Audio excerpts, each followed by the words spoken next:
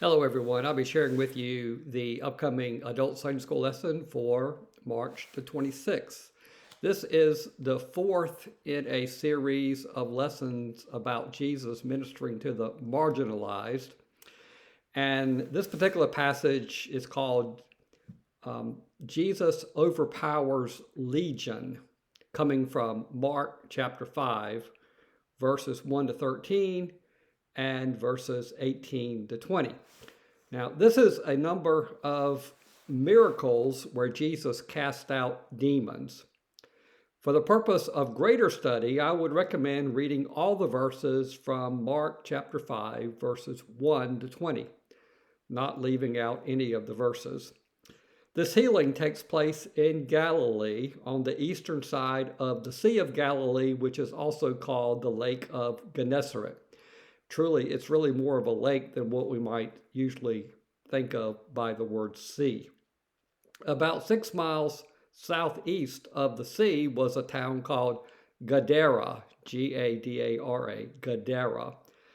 Apparently, from the town to the sea were a number of caves or caverns. And in these caves or caverns, they were burial grounds. They were used for burying the dead. Remember that Jesus himself was placed in a tomb that scholars say was a cave. And in these caves, homeless people also tried to find shelter, or maybe they even called it their home.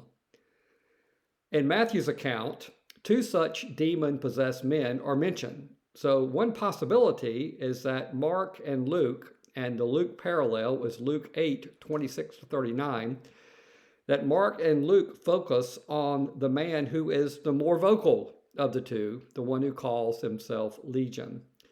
You will also note that some Bible translations use the word Gadarenes and some Gerasenes, but it refers to the same location, the same people. Now, I cannot tell you why the two names are different. Most speculate that it could be just a spelling difference or maybe a copyist error in the manuscripts. But I personally choose the word Gadarenes because the location of the town is called Gadara. Although Gadara was some miles from the sea, this miracle took place somewhere near the seashore. Verse 2, Jesus got out of the boat, and there the demoniac met him. For the purpose of this study, I want to highlight certain aspects of this miracle, and I want to focus on 3 points. One is demon possession. I personally believe that demon possession is real biblically and real today. In addition to quite a few biblical accounts, I have read and heard of missionaries casting out demons in tribal areas where the tribe is heavily influenced by witch doctors. Also, I've talked to American pastors who have prayed for the casting out of demons, even in their own churches, and they verified that the demons left. Demons are by nature anti-God.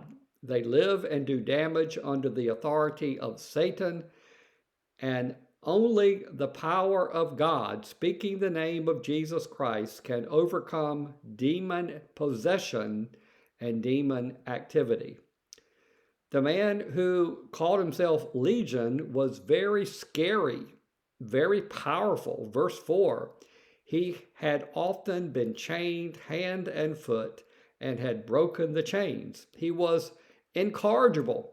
He was so deranged he would cry out and cut or slash his skin with sharp stones. He was a man to be avoided. Second, the power of Jesus. Jesus and the demoniac had an encounter, a confrontation. According to verse 6, the demoniac came to Jesus. He knew who Jesus was. He called him by name. He recognized Jesus as the Son of God. And then he asked Jesus to not torture him because he knew Jesus' power. Now, that's an odd request because the man was already being tortured 24/7. Torture defined his life, yet the demons in him did not want to leave. The demons did not want to be tortured by removal. In this encounter, the man reveals his name, Legion, but actually Legion was not the man's true name, but Legion was the name of the demons living in him. The word legion indicates a super large number. The Roman army legion might include up to 6,000 soldiers.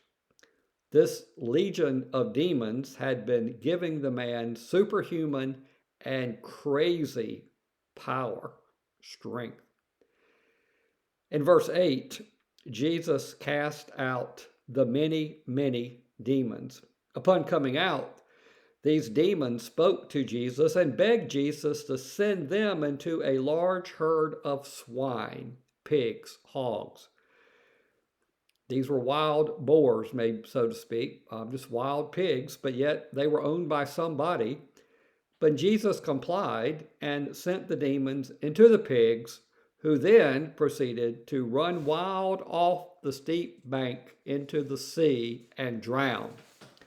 Mark numbers the herd at about 2,000, which certainly created a crisis for the owners of these pigs. They were afraid at seeing their loss. They begged Jesus to leave. And while the Jews could not have cared less about the loss of pork, the owners saw this as an economic tragedy. They probably saw that they were financially ruined. Third, what next? The miracle of healing was very obvious to everyone. The man who had previously been walking and running around, tearing his clothes, appearing naked, and screaming at all hours of the day and night was now normal. Normal. It was a shock for everyone to see this man normal. Verse 15 says, they saw the man sitting there dressed and in his right mind. This was a great testimony to the power of Jesus Christ. As Jesus was getting into the boat to go to the other side of the sea or lake, the now healed man, the now free man, came to Jesus and begged Jesus that he might follow him, maybe become the 13th disciple. But Jesus told him no. Verse 19, go home to your own people. Be a witness for me. Show them the power of God. And the now healed man obeyed Jesus and began witnessing about Jesus in the neighborhood known as Decapolis, which literally means 10 cities. What next? The lesson is for us to also go and tell what Jesus has done for us. If you want to use a story from the Learner's Guide, use the story found on page 16 about the 3 husbands who called themselves the 3 amigos. Attending a small group Bible study was the beginning of 3 changed lives. The people at the bar, where they hung around and drank alcohol, were not happy to lose their business, but their wives and families and even the neighbors welcomed the spiritual changes in these men. And each of them seizes every opportunity to tell the story of how Jesus changed them. What a witness. May you have a wonderful week. See you next time.